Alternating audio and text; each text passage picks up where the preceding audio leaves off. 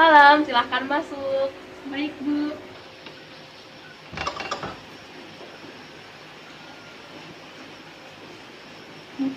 Silahkan duduk. Baik, terima kasih. Bagaimana kabarnya hari ini, Reski? Alhamdulillah baik, Bu.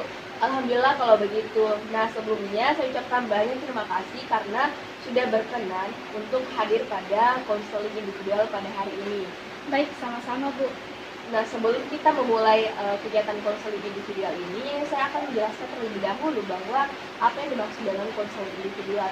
Nah, konseling individual ini merupakan suatu layanan dalam bimbingan konseling, di mana ini diadakan oleh konselor dengan konseling untuk mengentaskan masalah yang dihadapi oleh konseling itu sendiri.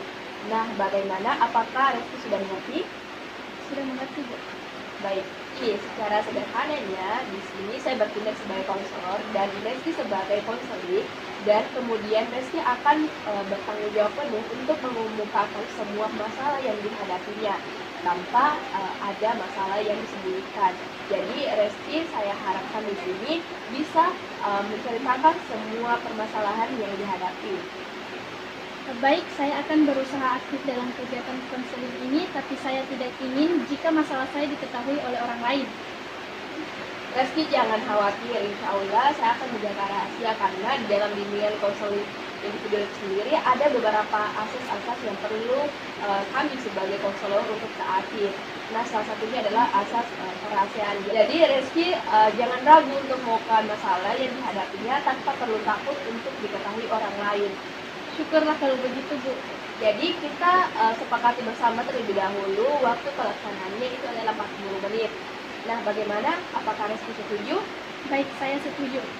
Oke, baiklah. Apakah Reski sudah siap untuk mengikuti rangkaian kegiatan konseling individual pada hari ini? Insya Allah siap. Baiklah, kita mulai proses konselingnya. Coba ceritakan apa yang kamu hadapi sekarang ini. Jadi begini, Bu. Saya mempunyai masalah dalam kegiatan belajar. Terkadang saya kelelahan dan hilangnya rasa minat dalam belajar. Reski mengalami kelelahan dan kurangnya minat dalam belajar. Kalau boleh tahu, apa yang menyebabkan hal tersebut bisa terjadi? Untuk penyebab pastinya sendiri saya kurang tahu. Terkadang saya merasa jenuh ketika guru memberikan banyak tugas. Dari sekian banyak tugas tersebut, saya bingung yang mana harus saya kerjakan terlebih dahulu, dan pada akhirnya saya tidak mengerjakan satupun dari tugas yang diberikan. Kamu merasa jenuh ketika mendapatkan banyak tugas dari guru di sekolah. Tetapi apakah sebelumnya kamu sudah membuat jadwal belajar dengan baik? Benar, saya sudah membuat jadwal dengan baik, tetapi itu tidak membantu saya untuk bisa mengorganisir semua tugas saya. Baik, kalau ibu boleh tahu, ketika mendapatkan tugas dari sekolah, apakah kamu langsung mengerjakannya atau bagaimana?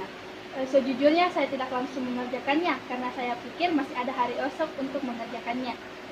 Kamu menunda-nunda pekerjaan sekolah, lantas apa yang kamu lakukan pada saat itu jika tidak mengerjakan tugas? Terkadang saya hanya men-scroll media sosial seperti Instagram, TikTok, WA untuk merefreshing otak saya setelah belajar sehari penuh di sekolah. Tetapi hal itu berlanjut secara terus-menerus sehingga membuat saya lupa untuk mengerjakan tugas sekolah saya. Kamu lebih memilih bermain sosial media ketimbang mengerjakan tugas. Apakah kebiasaan buruk tersebut kamu sudah berusaha untuk mengubahnya? Sudah, Bu, tetapi kebiasaan buruk itu kembali saya ulangi. Saya merasa daya tarik handphone itu sangat kuat sehingga membuat saya berkeinginan untuk menggunakannya setiap saat. Kamu merasa putus asa karena kebiasaan buruk tersebut tidak bisa kamu tanggulangi. Benar, Bu, dan hal tersebut kadang membuat saya sedih. Reski merasa sedih. Kenapa? Sejujurnya, kebiasaan menunda-nunda pekerjaan membuat prestasi belajar saya menurun di sekolah. Setelah sebelumnya saya senantiasa masuk ke dalam peringkat 5 besar. Saya tidak tahu harus berbuat apa lagi untuk mengubah kebiasaan saya ini, Kak. Terkadang saya merasa kesal pada diri saya sendiri karena tidak bisa meninggalkan kebiasaan yang merugikan tersebut. Kamu merasa kesal karena tidak bisa meninggalkan kebiasaan buruk tersebut. Bisakah Anda menjelaskan lebih jauh tentang ini? Saya merasa tidak mampu untuk merubahnya meskipun dalam diri saya ingin sekali rasanya menjadi orang yang produktif dalam artian dapat menjadi seseorang yang bisa memanfaatkan waktu dengan baik. Kadang saya merasa iri melihat orang lain yang seumuran saya bisa mengerjakan setiap tugas tanpa merasa terbebani sedikit pun. Kamu ingin menjadi seorang yang bisa memanfaatkan waktu dengan baik. Ya, Bu. Saya pun memahami perasaan kamu yang ingin menjadi seorang yang bisa memanfaatkan waktu dengan baik. Semuanya dirasa sulit dan mustahil untuk bisa terjadi. Ya, begitulah kira-kira, Bu. Baik, tetapi apakah ada faktor lain yang menyebabkan perilaku ataupun kebiasaan buruk kamu yang menunda-nunda pekerjaan? Nampaknya masih ada alasan lain yang belum kamu ceritakan. Benar, Bu. Sejujurnya, saya mempunyai masalah dengan metode belajar yang guru gunakan. Saya merasa tidak sesuai dengan metode tersebut. Kamu merasa tidak cocok dengan metode belajar yang guru kamu gunakan, tetapi apakah hal ini sudah kamu diskusikan dengan guru kamu? Belum pernah, Bu. Saya takut untuk menyampaikannya. Apa yang membuat kamu takut untuk mendiskusikannya dengan guru tersebut? Ya, karena guru tersebut terkenal sangat jutek dan juga galak, Bu. Jadi saya takut akan dimarahinya. Kamu takut akan dimarahi oleh guru kamu. Nah, lantas apa yang kamu lakukan selama ini ketika metode belajar yang guru kamu gunakan itu tidak sesuai dengan diri kamu? Ya, saya hanya sekedar ikut kelasnya saja tanpa mengerti apa yang disampaikan. Karena betul-betul materi yang guru saya sampaikan tidak dapat saya terima dengan baik karena itu tidak sesuai dengan gaya dan metode belajar saya sendiri. Terkadang saya merasa frustasi dan kecewa karena saya tidak bisa menerima materi yang disampaikan oleh guru tersebut. Alhasil saya kemudian dimarahi karena dianggapnya saya tidak memperhatikan guru saat menjelaskan. Baik, saya mendapatkan pesan dari apa yang kamu sampaikan bahwasanya kamu itu mengalami kelelahan belajar dan juga kurangnya minat belajar. Nah, adapun dari penyebab yang kamu sampaikan tadi, seyogyanya ada dua, diantaranya adalah kebiasaan buruk Cathy dengan menunda-nunda pekerjaan dan juga metode belajar yang guru kamu gunakan tidak sesuai dengan metode belajar kamu sendiri. Betul, Bu.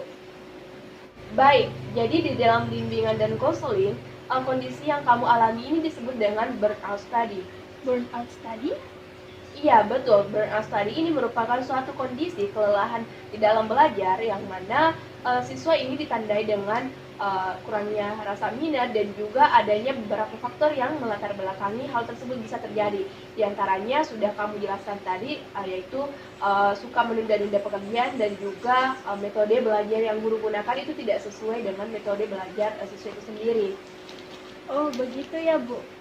Iya, jadi kamu mengalami kondisi burnout study yang mana hal tersebut harus segera ditanggulangi karena jika tidak ditanggulangi, hal tersebut bisa merugikan kamu secara terus-menerus.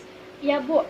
Saya merasa sangat terganggu karena sering kepikiran masalah ini. Setiap saya mencoba untuk bisa mengerti dan mengubah kebiasaan buruk saya agar prestasi belajar saya ke depannya dapat menjadi lebih baik lagi. Kamu sedih karena tidak bisa memperbaiki prestasi belajar kamu di sekolah, benar begitu? Benar, Bu. Beberapa waktu yang lalu, saya sudah mencoba untuk menghindari penggunaan HP dan juga mencari metode belajar yang cocok dengan diri saya, tetapi hasilnya nihil. Saya kembali pada kebiasaan lama saya.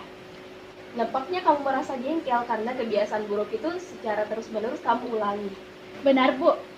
Sekarang ini saya benar-benar merasa putus asa karena tidak tahu harus berbuat apa lagi untuk mengatasi burnout study saya ini. Kamu mengatakan sudah berputus asa, tetapi nampaknya mimik wajah kamu menunjukkan sebaliknya.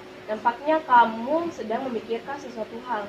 Ya, Bu, saya berpikir bahwasanya saya tidak boleh berdiam diri dan membiarkan burnout study ini mengganggu aktivitas belajar saya.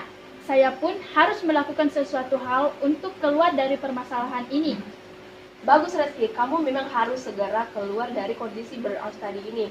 Dan tugas saya di sini hanya akan mengarahkan kamu untuk menemukan jalan keluar dari permasalahan yang kamu hadapi. Baik, Bu. Oke, kalau begitu Reski terlebih dahulu harus merumuskan tujuan yang hendak dicapai pada kegiatan konseling individual ini. Dalam merumuskan tujuan ini, Reski harus menetapkan bahwa siapa-siapa saja yang ingin kamu libatkan dalam upaya mencapai tujuan yang telah kamu tetapkan sebelumnya. Mengerti? Mengerti. Sepertinya hanya diri saya sendiri dan guru mata pelajaran yang bersangkutan. Lalu apa yang Reski akan lakukan untuk mengubah kebiasaan buruk menunda-nunda pekerjaan dan juga mengkomunikasikannya metode terkait dengan metode belajar dengan guru yang bersangkutan? Itulah masalah saya, Bu. Saya tidak tahu harus berbuat apa karena berbagai cara sudah saya lakukan tetapi tidak membuahkan hasil, dan juga rasa takut dan tidak enakan saya untuk menyampaikan kepada guru yang bersangkutan terkait metode pelajaran yang digunakan membuat burnout study menjadi tidak dapat saya kendalikan. Reski kesulitan menyampaikan kepada guru bersangkutan terkait dengan metode pelajaran yang digunakan karena rasa tidak enakan dan juga rasa takut. Berarti di sini Reski harus menghilangkan rasa takutnya dan juga rasa tidak enakannya. Jadi Reski di sini harus bersikap asertif terhadap segala sesuatu hal yang tidak Reski sukai. Tetapi Bu, saya termasuk orang yang pemalu. Terkadang saya tidak tahu memulai percakapan dengan orang lain. Kamu tidak tahu untuk memulai percakapan dengan orang lain. Kalau begitu, coba bayangkan apa yang akan terjadi jika seandainya kamu secara terus-menerusan takut untuk menyampaikan pendapatmu kepada orang lain. Tentu orang lain tidak akan pernah benar-benar mengetahui apa yang saya inginkan. Mereka tidak akan memahami apa yang saya rasakan, begitu Bu. Betul sekali apa yang kamu katakan. Jadi, orang lain tidak akan berbalik memahami kamu jika kamu sendiri tidak menyampaikannya secara langsung kepada orang tersebut. Jadi, di sini Reski harus berani berbicara kepada orang lain tentang apa yang kamu inginkan. Saya pun akan berusaha keras untuk melakukan hal tersebut.